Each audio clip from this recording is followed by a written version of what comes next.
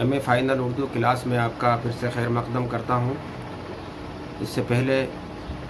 ہم مرزا سلامت علی دبیر کے مرثیے کا مطالعہ کرتے آ رہے ہیں۔ یہ سلسلہ جاری ہے۔ آپ نے دیکھا کہ کس طرح فوج یزید میں صبح کے وقت غلے کی تقسیم ہوتی ہے اور کس طرح وہ حضرت امام حسین کو شہید کرنے کا تہیہ کرتے ہیں اور کیسی کیسی باتیں کرتے ہیں اور کیسے کیسے دعوے کرتے ہیں، اور ان کی اس بات پر عمر بن سعد ڈانٹتا بھی ہے کہ حضرت امام حسین کو شہید کرنا اتنا آسان کام نہیں ہے جتنا تم سمجھ رہے ہو۔ بہرحال وہ غلہ بڑھ چکا ہے اور عمر بن سعد جنگ کی تیاری کے لیے جنگی لباس پہننا شروع کرتا ہے۔ اسی منظر کو شاعر نے اگلے بند میں بیان کیا ہے۔ کہتا ہے کہ سجنے لگا سلاح وغا، پھر وہ پردغا، بے خود ہوا جو خود کو سرے نحس پر دھرا، بے ماہ و آفتاب کے گویا گہن لگا، یا دار قد پہ کفر کا بخت سیاہ چڑھا، اسلام میں جو ڈالے تھے رخنے یزید نے، ان رخنوں کو کیا زرہ تن پلید نے۔ یعنی کہ وہ پردغا، دغا سے بھرا ہوا انسان، وغا کے سلا ہتھیار سجانے لگا، یعنی کہ اس نے ہتھیار سجانے شروع کیے، اور جب اس نے خود ایک لوہے کی ٹوپی ہوتی ہے جنگ کے میدان میں پہن کر سپاہی جاتا ہے، اس کو خود کہتے ہیں، تو بے خود ہوا جو خود کو سرے نحس پر دھرا، اور نحس یعنی منحوس، یعنی اپنے منحوس سر پر جب اس نے خود کو، یعنی کہ ہتھیار جو لوہے کی بنی ہوئی ٹوپی تھی اس کو پہنا، تو وہ بے خود ہو گیا۔ اب دیکھیں اس میں بھی خود اور بے خود میں رعایت ہے۔ اسی طریقے سے وغا اور دغا میں تجنیس کی صنعت کا استعمال کیا گیا ہے۔ تو شاعر پورا خیال رکھتا ہے فنی لوازمات کا۔ دبیر کے یہاں فنی لوازمات کا خاص خیال رکھا گیا ہے، صنعتوں کے استعمال پر خاص زور دیا گیا ہے، اور یہ وہ شاعری کی وہ خوبی ہے جو لکھنؤ کی شاعری میں عام طور پر پائی جاتی ہے۔ اب آگے دیکھیں کہ وہی انداز شاعر اپناتا ہے کہ بے ماہ و آفتاب کے گویا گہن لگا۔ گہن لگنا یعنی کہ سورج اور چاند کو جب گہن لگ جاتا ہے تو روشنی کم ہو جاتی ہے، لیکن اب بغیر ماہ کے، بغیر آفتاب کے ہی گہن لگ گیا ہے۔ یا پھر دار قد، قد جو کہتے ہیں آدمی کی قد، جو تو یہ دار قد، قد کے سولی پر، یعنی کہ اس کی قد کو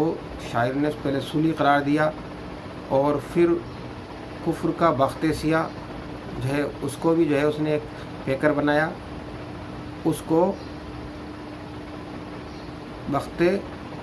کفر کا بخت سیاہ قرار دے کر کفر کا بخت سیاہ قرار دیا، یعنی کہ جو خود ہے وہ خود جو ہے کفر کا بخت سیاہ ہے، اور دار قد ہے وہ ہے عمر بن سعد کا جسم۔ اسلام میں جو ڈالے تھے رخنے یزید نے اسلام میں جو رخنے ڈال دیے تھے، ان رخنا کہتے ہیں چھوٹے چھوٹے چھیدوں کو، اور زرہ جو ہوتا ہے اس میں بھی اسی طریقے سے چھوٹے چھوٹے چھید ہوتے ہیں۔ تو اس نے پھر اپنے اس پلید نے، اس ناپاک انسان نے ان رخنوں کو، یعنی کہ زرہ تن، اس کو زرہ کے روپ میں پہنا۔ پھر اس آدمی نے، اس یزید کے اس فوجی کمانڈر نے کیا کیا دیکھیں کہ پھر زہر کے بجھے ہوئے خنجر طلب کیے، اپنے ملازموں میں وہ تقسیم سب کیے، سامان مہمانی شاہ عرب کیے، ٹکڑے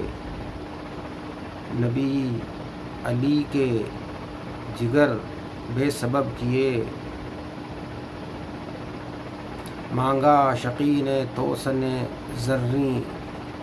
لجام کو، کھا پی کے فوج بھی ہوئی حاضر سلام کو۔ تو پھر اس نے کیا کیا،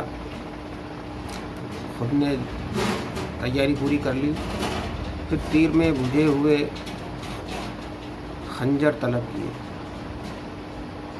یعنی کہ تیر میں بجھے ہوئے چاقو اور خنجر طلب کیے، منگائے، اور وہ اپنے ملازموں میں تقسیم کر دیے۔ اور اس نے سامانی مہمانی شاہ عرب کی، شاہ عرب کی مہمانی کے سامان کیے، ٹکڑے نبی علی کے جگر بے سبب کیے،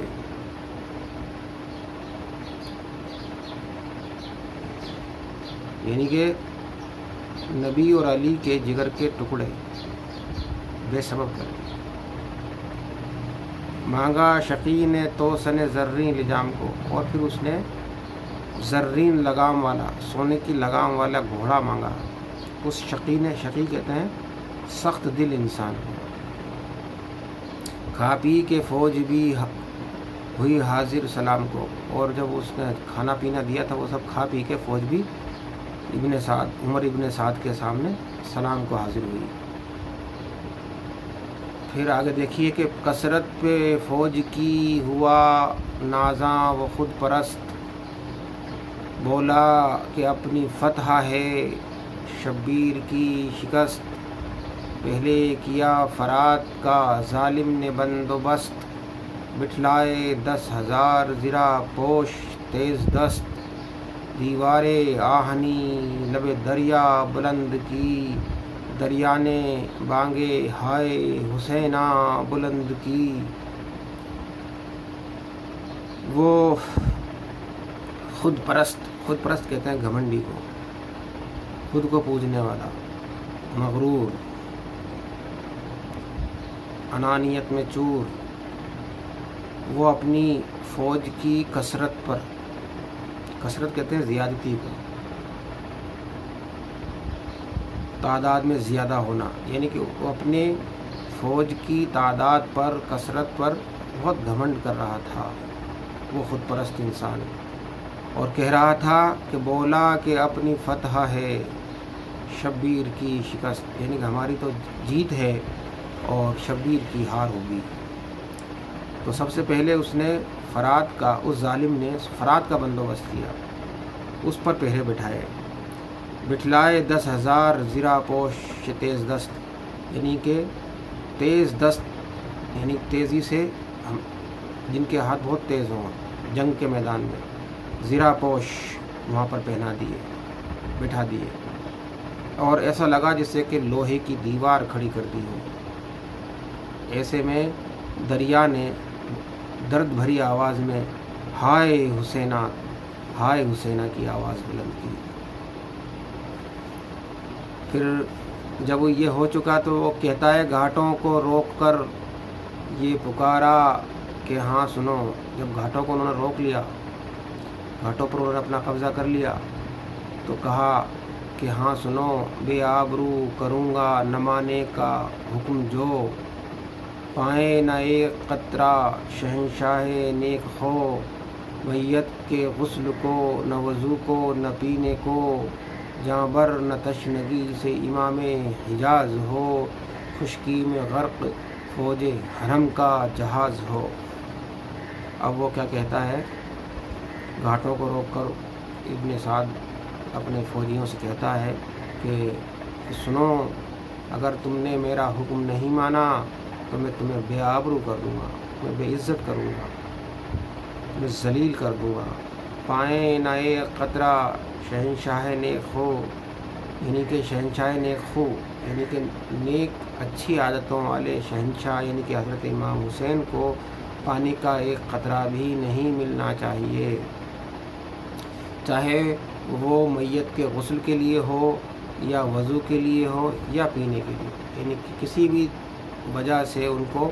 پانی نہیں ملنا چاہیے۔ اور کہتا ہے کہ جاں بر نہ تشنگی سے امام حجاز ہو، خشکی میں غرق فوج حرم کا جہاز ہو۔ اب جاں بر ہونا، بچ جانا، یعنی کہ امام حجاز سے مراد ہے حضرت امام حسین، یعنی کہ حجاز کے امام، کہ پیاس سے بچ نہ جائیں، یعنی کہ پیاس سے ان کی جان بچ نہ جائے، اور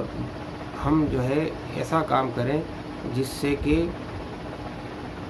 خشکی میں غرق فوج حرم کا جہاز ہو، یعنی فوج حرم سے مراد ہے حضرت امام حسین کی فوج، امام حسین کے ساتھی کا ان کا جہاز جو ہے خشکی میں غرق ہو جانا چاہیے۔ اب دیکھیے خشکی میں غرق ہونا اپنے آپ میں ایک پیراڈاکس ہے، ایک قول محال ہے، اور جہاز کا غرق ہو جانا بڑی بات ہے۔ اور بات چونکہ گھاٹوں کی ہو رہی تھی، فرات کی ہو رہی تھی، تو اس لحاظ سے حرم کا جہاز کہنا اور اس کو خشکی میں غرق کرنا یہ بھی رعایت اور مناسبت کے حساب سے بہت اچھا ہے۔ اور آپ دیکھیں گے کہ گھاٹوں پہ روک کر یہ پکارا کہ ہاں سنو، بے آبرو کروں گا نہ ماننے گا حکم جو۔ اب آب، بے آب، یہاں بے آبرو اپنے آپ میں ویسے اس معنی میں، لیکن یہاں گھاٹوں اور فرات کے حوالے سے بے آب اور روح کو الگ الگ کر کے پڑھے تو بھی ایک رعایت کا پہلو نکلتا ہے۔ اب اس میں دیکھیے گھاٹ، قطرہ، میت کے غسل، وضو کا، پینے کا پانی، تشنگی، ان تمام چیزوں میں آپس میں مناسبات ہیں۔ پانی کی ساری رعایتیں شاعر نے یہاں قائم کی ہیں۔ آگے دیکھیں، اور 17,000 سواران نیزہ دار قوم اسد کے گھیرنے کو بھیجے ایک بار، یعنی بنی اسد اللہ پہ ہیں نثار، ایسا نہ ہو کہ آئیں سوئے شاہ بے دیار، ان سے جدا حسین رہے وہ حسین سے، ہم سیدوں کو ذبح کریں رن میں چین سے۔ پھر اس کے بعد اس نے 17,000 نیزے دار سوار قوم اسد، یعنی کہ حضرت امام حسین کی قوم اور حضرت علی کی قوم کو گھیرنے کے لیے ایک بار میں بھیجے، یعنی جو بنی اسد ہے، یعنی کہ حضرت علی کی جو اولاد ہے وہ اسد اللہ پہ نثار ہیں۔ کن پر نثار ہے؟ حضرت علی پر نثار ہے۔ ایسا نہ ہو کہ آئیں سوئے شاہ بے دیار، ایسا نہ ہو کہ وہ حضرت امام حسین کی حالات کو دیکھ کر وہ حضرت امام حسین ان شاہ بے دیار، ایسا بادشاہ جس کا کوئی دیار نہ ہو، شہر نہ ہو۔ حضرت امام حسین کے لیے یہ کہا گیا ہے کہ وہ حضرت امام حسین کی طرف نہ آ جائیں، تو یعنی کہ حضرت امام حسین کو کسی طرح کی مدد حاصل نہ ہو جائے۔ اس کو دھیان میں رکھتے ہوئے ابن سعد نے 70,000 نیزے دار سوار بھیج دیے تاکہ وہ حضرت امام حسین کو چاروں طرف سے گھیر لیں۔ پھر کہتا ہے کہ ان سے جدا حسین رہیں وہ حسین سے، ہم سیدوں کو ذبح کریں رن میں چین سے۔ تو ہم اگر وہ امام حسین سے الگ رہے اور امام حسین ان سے الگ رہے تو امام حسین کو مدد نہیں مل پائے گی، کمک نہیں مل پائے گی، تو ہم سیدوں کو رن میدان جنگ میں آرام سے ذبح کر سکیں گے۔ یہ اس طرح کی باتیں وہ اپنی فوجیوں سے کہتا ہے، اپنی سپاہ سے کہتا ہے، اپنے لشکریوں سے کہتا ہے، اور آگے سلسلہ کلام جاری رکھتا ہے، جس کو ہم اپنے اگلے لیکچر میں آپ کے سامنے پیش کریں گے۔ آج کے لیے اتنا ہی کافی ہے۔ بہت بہت شکریہ۔